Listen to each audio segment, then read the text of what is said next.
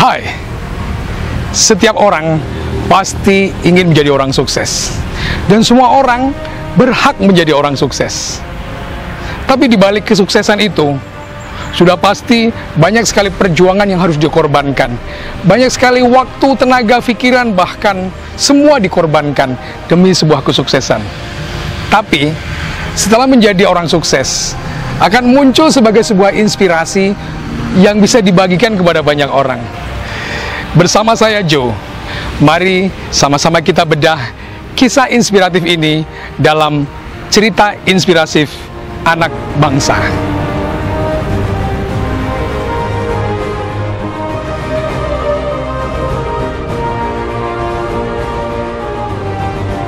Dipersembahkan oleh Daud Ayu Purya Dikjaya. Assalamualaikum warahmatullahi wabarakatuh. Apa kabarnya sahabat inspiratif di seluruh Indonesia? Malam hari ini kita berbahagia sekali karena malam hari ini kita kedatangan seorang tamu istimewa. Tamu yang datangnya jauh nih dari kota Batam, salah satu kota yang sangat maju pesat dengan industrinya. Dan beliau berkenan hadir di sini di Kota Kayu Agung, kemudian di podcast kita. Kita akan melakukan talk show dengan beliau. Beliau yang jadwalnya sangat padat sekali, namun bisa menyempatkan hadir di sini. Siapa beliau? Seorang yang dulu bukan apa-apa. Siapa dia? Kita perkenalkan. Inilah Kang Purya Dikjaya. Selamat datang, Kang. Terima kasih waktunya ya. Sudah membagi waktu di sela-sela kesibukan berada di Kota Batam dan seluruhnya. Dan saya minta waktu buat hari ini kita bisa baik sekali. Beliau adalah salah satu pengusaha muda yang saat ini menjadi viral di jagat maya. Purya Dikjaya kelahiran desa Sumber Hidup Pedamaran Timur, Kabupaten Ogan Komering Ilir, saat ini sedang berjuang membangun sebuah usaha di Kota Batam, Kepulauan Riau. Inilah narasumber kita, Purya Dikjaya. Dan saat ini saya sedang menggeluti suatu usaha yang berbasis kuliner di Kepulauan Riau, dibantu dengan 21 mitra usaha saya. Alhamdulillah, yang dulunya saya hanya sebatas anak kampung yang tidak punya apa-apa, tidak tahu apa-apa. Sekarang saya bersyukur bisa bermanfaat, usaha saya bisa bermanfaat bagi orang banyak. Dan saya berharap kepada semua generasi-generasi berikutnya, jangan pernah mengedepankan yang namanya gengsi. Saya berharap generasi-generasi khususnya yang masih sekolah sekarang ini mulai terdidik mindsetnya untuk tidak merendahkan segala sesuatu profesi seseorang. Kesuksesan itu tidak harus ditempuh dengan profesi elit. Yang terpenting bisa mengantarkan kita dalam taraf hidup yang lebih baik. Baik Purya Dikjaya. Jadi kita tidak harus jadi dokter, tidak harus jadi pejabat, tidak harus jadi ASN. Jadi apapun, asalkan kita cintai, kita geluti dengan sungguh-sungguh, dan kita packing dengan ilmu yang cukup, dengan manajemen yang bagus, insya Allah akan mengantarkan Anda pada puncak kejayaan. Nah, pada malam hari ini kami semua akan mengulik lebih jauh bagaimana proses sehingga Kang Purya Dikjaya yang dulu bukan apa-apa, tapi hari ini disaksikan oleh teman-teman dan tadi sempat berkunjung di alumni sekolahnya ya, dan sudah menebarkan banyak ilmu pengetahuan, terutama ilmu yang kaitannya dengan entrepreneurship ya, dan sangat luar biasa. Nah, malam hari ini kami ingin meminta waktunya untuk memberikan penjelasan banyak hal. Baik. Namun sebelum itu, Kang Purya, saya ingin mengingat masa-masa dulu. Tentunya yang sekarang mungkin hidupnya enak, saya ingin mendengar paling tidak bagaimana sih kehidupan Kang Purya dulu itu? Seperti apakah seorang Purya Dikjaya itu dulu? Baik. Jadi begini teman-teman dunia maya, saya kelahiran di desa yang sangat pelosok, tepatnya Desa Sumber Hidup, Kecamatan Pedamaran Timur, Ogan Komering Ilir. Desa tersebut pada waktu itu masih hutan belantara. Untuk bisa datang ke Kayu Agung mungkin butuh waktu 1 hari lebih lah, dan itu pun harus ditempuh dengan berkali-kali ganti kendaraan.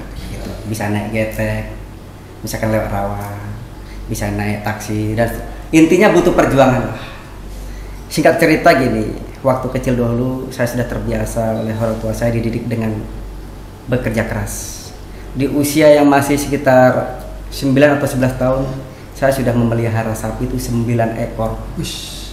Dan saya, iya, 9 sapi. Berarti sudah ada bibit-bibit tuh bisnisnya dari awal ya? Itu semua titipan dari pemerintah pada waktu. Tapi untuk ukuran anak sekecil itu sebenarnya belum layak untuk disuruh kerja. Tapi karena kehanan keluarga kami, keluarga yang sangat-sangat bukan sederhana, miskin gitu. Jadi orang tua mengajarkan kepada saya, lebih baik kamu sengsara di usia kecil, usia remaja, nanti pada suatu ketika kamu hidup kamu akan mulia, seperti itu. Akhirnya setelah sapi, penderitaan tentang sapi itu sudah selesai, masih ada penderitaan berikutnya. Sapi dijual semua, akhirnya datang lagi perkebunan. Gitu. Jadi Puria ini masa-masa kecilnya penuh dengan penderitaan. Itu dibelikan kebun, tanah kosong, kalau nggak salah 2 hektar, disuruh garap sendiri, masih hutan belantara. Pokoknya luar biasa penderitaan itu. Gitu. Terus singkat cerita, setelah keadaan itu kayaknya nggak kunjung usai, saya berinisiatif bagaimana caranya saya tetap bisa melanjutkan pendidikan di SMK gitu kan. Dengan bangga, dengan perjuangan yang luar biasa, akhirnya saya bisa masuk SMK dengan berjerih payah sebagai tukang beca, tukang ojek. Itu sambil setelah sekolah ya? Sekolah. Bahkan ada kehidupan yang sedikit lumayan enak, tapi enaknya enak yang tidak seenak yang dibayangkan. Yaitu saya kerja di kantor DPRD Ogan Komering Ilir pada waktu itu. Jadi jam 3 subuh saya harus menyapu, ngepel sebanyak 2 lantai. Oh, saya pikir kerja di kantor DPR itu ngerjain apa gitu ya, yang kerja-kerjaan anggota DPR. Ternyata enggak ya? Ternyata itu semacam cleaning service gitu. Betul, karena sambil sekolah gitu kan. Ya akhirnya dengan semua penderitaan itu, alhamdulillah sampai sekarang Tuhan mengangkat derajat kehidupan saya. Khususnya ini bukan suatu keriakan ataupun kesombongan, tapi ini akan menjadi inspirasi bahwasanya orang yang hina, orang yang dibully, orang yang miskin itu sama dengan orang-orang yang lain berhak untuk hidup sukses. Iya, luar biasa ya. Tapi perjalanan hidup Mas Puria ini kan bukan langsung seperti ini gitu ya, bukan langsung kita jadi pengusaha ini dan itu tidak.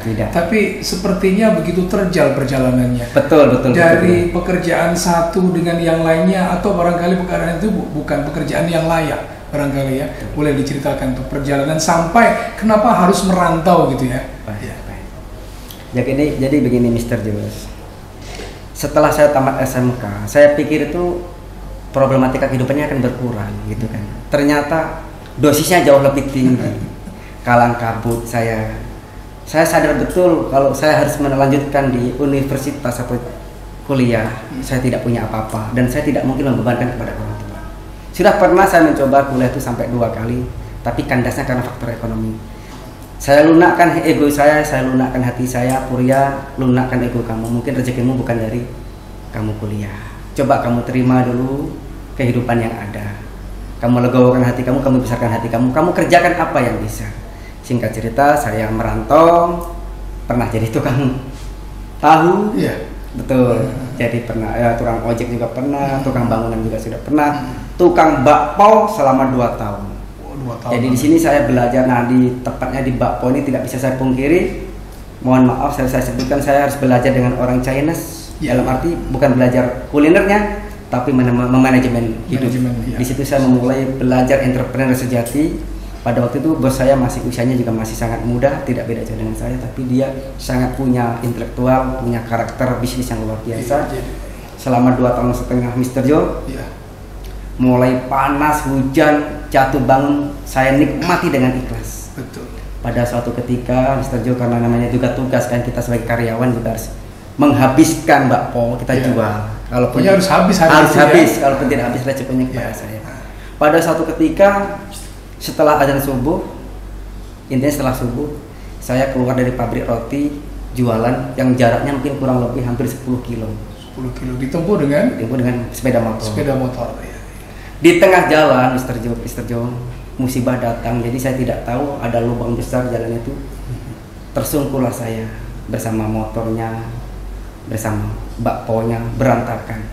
Saya pungut, barangkali nanti masih bisa saya jadikan barang bukti. Tidak, saya jadikan barang bukti, barangkali nanti bos saya tidak percaya bahwa saya kecelakaan. Akhirnya saya pungut dan saya pulang lagi. Ketika saya pulang, hujan itu deras luar biasa, Mr. Jo, diimbangi dengan diiringi dengan seperti petir itu kan. Nah di situ saya luluh lantak, di situ saya benar-benar lemes, saya pasrah, saya nangis sejadi-jadinya. Lalu saya berhenti, saya melihat ke langit, saya nikmati air hujan tersebut. Saya berkata kepada Mas, ya Allah, tumpahkan semua penderitaanku hari ini, malam ini, subuh ini. Aku rela nangis air mata, aku rela kamu sambarkan petir itu kepadaku. Asalkan kau berjanji ya Allah, setelah ini tuntaskan penderitaanku, angkat derajat kehidupanku. Subhanallah, luar biasa setelah itu Mr. Jo. Jadi waktu itu lagi benar-benar di titik nadir ya, yang paling benar-benar ya. Itu kalau ya sedikit saja kita lepas kontrol, mungkin kita sudah melakukan hal-hal yang negatif. Betul, putus asa. Hingga akhirnya mungkin kemungkinan bisa bunuh diri, bisa kriminal seperti itu Mr. Jo. Tapi bagaimana bisa bangkit dengan penderitaan yang luar biasa itu? Nah setelah kejadian itu Mr. Jo, ada sebuah anugerah itu membisikkan dalam telinga batin saya gitu kan, Purya, mungkin sudah saatnya kamu berwirausaha gitu kan. Mungkin modalmu selama 2,5 tahun ikut bosmu Mbak Pau ini sudah cukup. Akhirnya di tengah malam setelah sholat hajat, saya bongkar celengan saya tanpa saya hitung dahulunya dapat berapa. Pada waktu itu sekitar tahun 2010 sekitar 20 juta. Pada waktu itu sudah cukup lumayan. Akhirnya saya memberanikan diri untuk belajar menjadi seorang wirausahawan. Tapi selain itu masih banyak cerita Mr. Jo yang tidak saya ceritakan, mungkin nanti waktunya akan terbatas. Pernah menjadi karyawan perusahaan, elit segala macam lah, pernah juga jadi guru berapa. Cuman itu semua secara finansial mohon maaf belum saya dapatkan kesejahteraan itu. Kita tidak bisa munafik, kita juga mengejar akhirat, tapi kita juga mengejar dunia.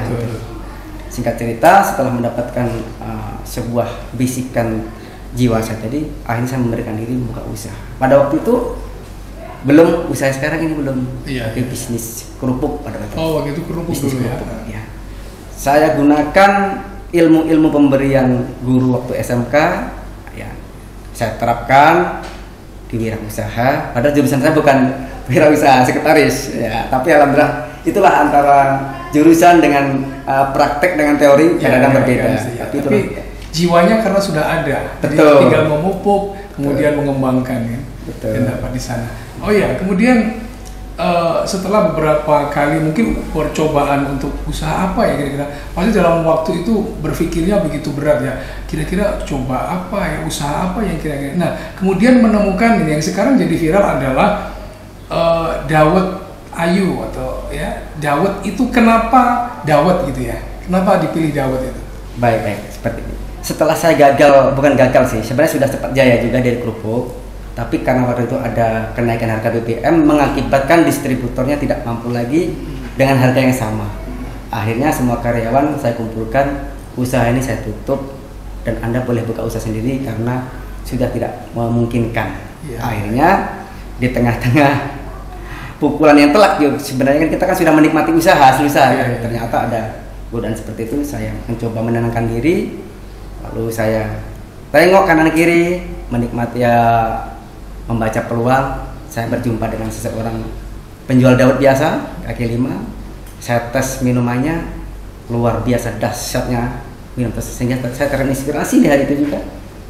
Andai kan minuman ini saya packing dengan ilmu, dengan manajemen, saya packing dengan penampilan yang lebih menarik, dengan outfit yang lebih menarik, dengan sales yang mumpuni, saya rasa ini bisa membuat saya kaya raya. Seperti itu, Jo.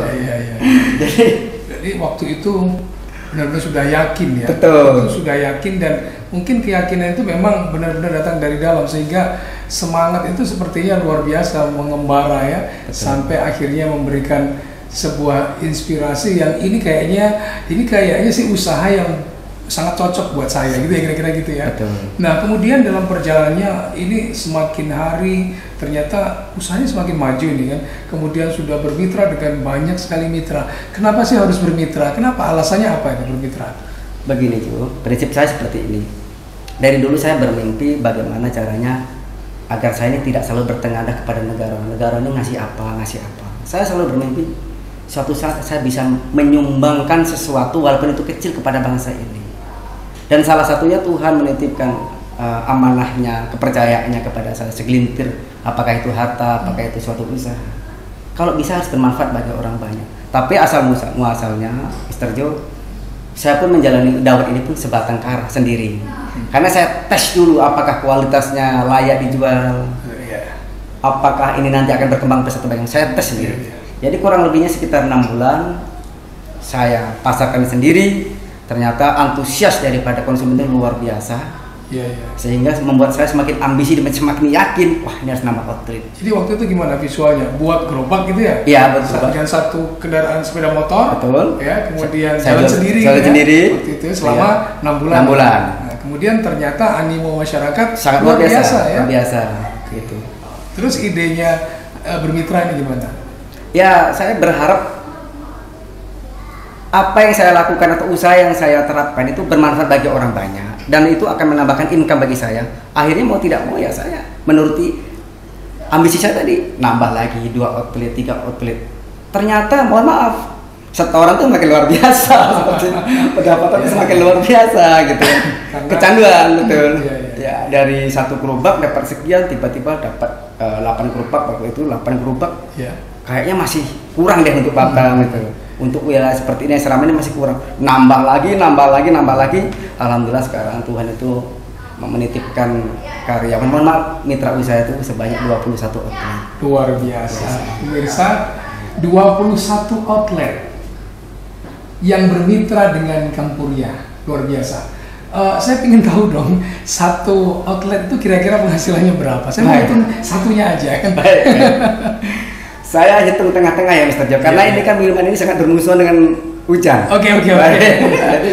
Saya jelaskan secara Ini kalau musim kemarau kayak gini enak banget ya. Kalau musim kemarau ini mungkin dalam 1 tahun bisa naik aja 2 kali. Oh gitu ya. Luar biasa. Artinya kalau ini baiklah saya ambil tengah-tengahnya saja lah. 1 outlet 1 hari setoran kotor ini Mr. Jo, antara 500 sampai 800. 500 sampai 800 ribu rupiah ya. Ya. Terus si mitra dapat berapa kira-kira? Mitra dapat 25%. 25% ya. Bersihnya ya. Semua fasilitas mulai motor saya belikan, gerobak saya bikin, bensin saya kasih, uang makan saya kasih, tempat tinggal saya kasih. Wow. Semuanya saya menanggung. Enak ya. Beliau mitra usaha saya tinggal menjual. Enak, berarti wajar banyak sekali mitra yang mau kerjasama. Betul. Karena banyak fasilitas kemudahan yang didapatkan kan. Tinggal niat, kemauan yang kuat, kemudian jalan. Gitu ya. Saja. Makanya peminatnya yang melamar, mohon maaf, yang mau bermitra dengan Dawet Ayu Kampuria Dasar itu bukan hanya dari kota tersebut, tapi ada yang luar kota. Karena menengok sistemnya, begitu. Karena kebanyakan owner lain atau juragan-juragan yang lain itu sistemnya tidak sekeren itu. Betul ya. Yang kuat salah satunya selain dari produknya yang bagus, produknya yang berkualitas, produknya yang disenangi oleh masyarakat, tapi support sistemnya yang jadi. Betul. Kayaknya support system itu yang membuat orang pada tertarik. Betul. Dan saya yakin karena support system yang jalan dengan baik, pasti Kampuria ini sekarang ya sudah mendapatkan passive income ya enggak? Alhamdulillah. Nah, kalau bicara passive income ini, pengen dong dengar. Ya tadi bukan bermaksud meriak-riak dengan yang lain enggak. Tapi ini saya yakin karena ini adalah talkshow yang kaitannya dengan inspirasi bagi anak-anak muda terutama, sehingga biar anak muda itu tahu, masa iya sih cuma jualan dawet aja bisa dapat segitu gitu ya. Nah, kita ingin tahu coba kira-kira omset nih. Sekarang kita bicara omset dulu. Omset kira-kira dalam sebulan atau setahun itu berapa kira-kira? Baik. Saya detailkan saja ya Mr. Jo sekalian. Dalam 1 bulan saya mengeluarkan modal untuk 21 mitra usaha. Itu sekitar hampir 70 juta. Mohon maaf. 1 harinya itu sekitar 4 kali 2. 8 sampai sekitar 15 juta dalam 1 hari. Satu hari 15 juta. Iya. Oke. Itu karena kita ingin kualitas kita benar-benar terjaga. Oke. Nanti dikalkulasikan lagi nanti setelah sore kan nyetor. Iya. Jadi setorannya setiap sore nih ya? Ya, setiap sore datang ya gitu ya. Setiap sore nyetor, nanti intinya mohon maaf nih kepada semua teman-teman media sosial di luar sana, jangan sampai Anda menilai kami pamer atau sebagainya ya. Yang pasti secara passive income, walaupun saya main ke Bali, saya main ke Singapura, saya datang ke tempat Bang Jos Channel ini, dalam 1 bulan bersihnya saya tidak kurang dari 40 juta dengan saya tidur. Tidak kurang dari 40 juta itu income. Gitu. Sekarang saya mau pikir nih, kalau 40 juta itu kalau pegawai apa ya? Saya tidak kayaknya nggak ada pegawai yang gajinya 40 juta kecuali pegawai yang cari kerjaan lain dan bla bla bla bla ya. Luar biasa. Ini sangat menginspirasi sekali tentunya. Kang Purya bukanlah, mohon maaf, bukanlah orang yang pendidikannya tinggi. Belum. Karena sambil sebenarnya pingin gitu ya, tapi ternyata justru suksesnya duluan yang maju kan. Tapi setelah ini mungkin nanti bisa perlahan karena mau memperbaiki kualitas hidup salah satunya kan. Kemudian saya pikir kalau Kang Purya bukan cukup jadi pengusaha saja, nanti pasti Kang Purya ini arahnya nanti bisa menjadi seorang motivator, ya. Tinggal datang ke kota-kota gitu ya, ke banyak kota dan kemudian memberikan inspirasi kepada banyak orang. Luar biasa Kang. Satu hal lagi nih yang ingin saya ketahui, pingin nggak kira-kira membangun daerahnya, desanya gitu, atau dengan cara apa kira-kira? Baik, itu pertanyaan yang sangat-sangat saya tunggu Mr. Jo sebenarnya. Dari dulu sebenarnya saya bermimpi, saya ingin menjadi, ini bukan kampanye ya Mister, tapi ini kan nawacita saya dari kecil. Saya ingin nanti entah ingin jadi, mohon maaf nih, anggota dewan atau jadi kepala desa atau apapun. Karena dengan itulah saya punya kapasitas untuk membangun. Betul. Sekarang ini andaikan kata saya punya ekonomi nih, punya finansial, tapi saya tidak punya kapasitas yang full di sana. Betul. Tidak mungkin saya hanya seperti donatur, mohon maaf nanti takutnya nggak jelas pula. Jadi saya ya mohon maaf ini saya bermimpi juga suatu saat barangkali kalau saya sudah cukup segala-galanya saya ya ingin mengarah ke sana. Karena dengan punya kapasitas saya punya hak untuk membangun desa saya. Gitu. Jadi artinya kita ada perlu satu lagi yaitu senjata, apa itu, sebuah kapasitas ya. Kita bisa lebih punya kemampuan secara manajerial, kemudian juga punya sebuah hal yang bisa kita jadikan sebuah keputusan, tentunya yang bisa mempengaruhi banyak orang dan bisa menolong banyak orang tentunya ya. Mudah-mudahan Mas cita-cita luhurnya bisa dicapai ya. Dan saya yakin ini baru awal dan saya mendengar Kang Purya ini pengen juga ini berekspansi nih untuk buka di daerah-daerah lain, di kota-kota lain. Kira-kira bagaimana? Saya sedang mencari partner yang mungkin bisa dipercaya, yang mohon maaf satu frekuensi, yang sama-sama ingin membangun usaha itu, jangan memperkaya diri. Nah itu yang saya cari Mr. John. Rencana saya kemarin seandainya Indonesia atau negara ini dunia ini tidak ada COVID, kemungkinan saya sudah ada di Kalimantan. Kemudian waktu itu tertunda dari 2019 sampai 2022 kemarin, bisa dikatakan jalan di tempat. Itu pun bukan usaha saya saja, tapi semuanya seperti itu. Jadi ternyata kemarin juga terdampak juga. Mau tidak mau. Memang seluruh sektor ekonomi memang lumpuh pada waktu itu. Tapi hebatnya di sektor ekonomi yang lain lumpuh, tapi Mas Purya dan mitra masih tetap bertahan. Dan tidak saya kurangi satupun di antara mereka, bisa kurangi karyawan, tidak saya kurangi uang makannya, tidak, semuanya tetap utuh.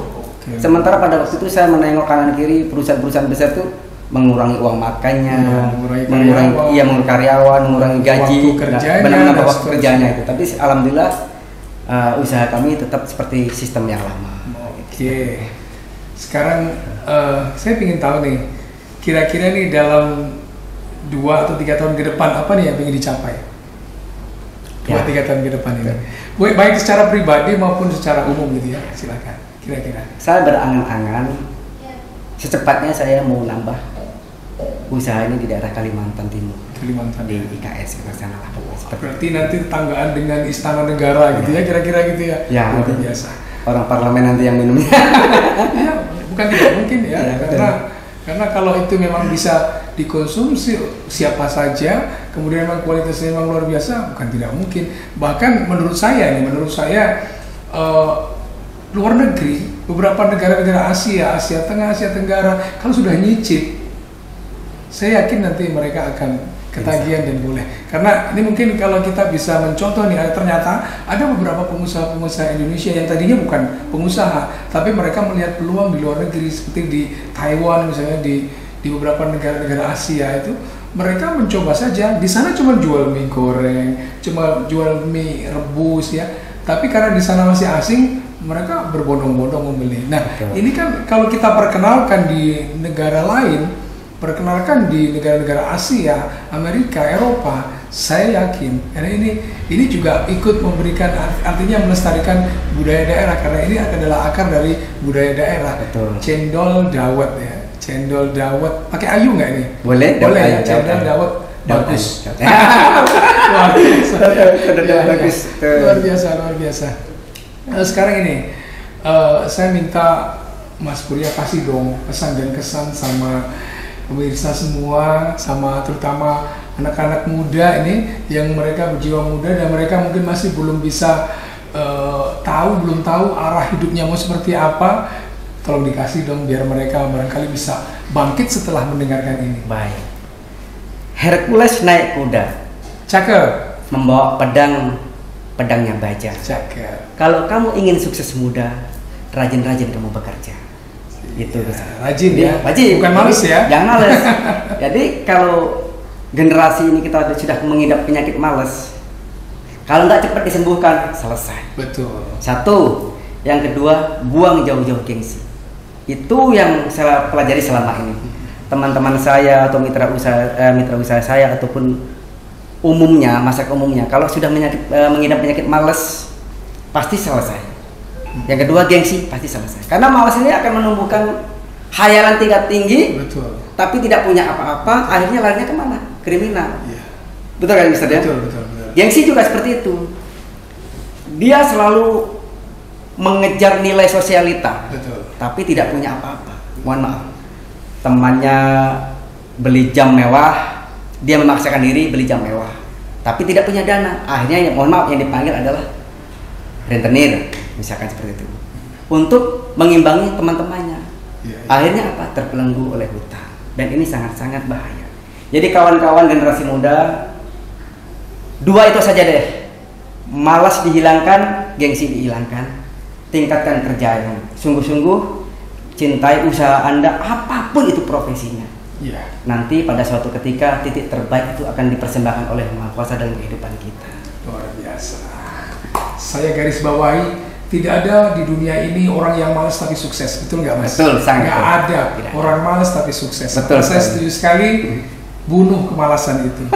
Ya.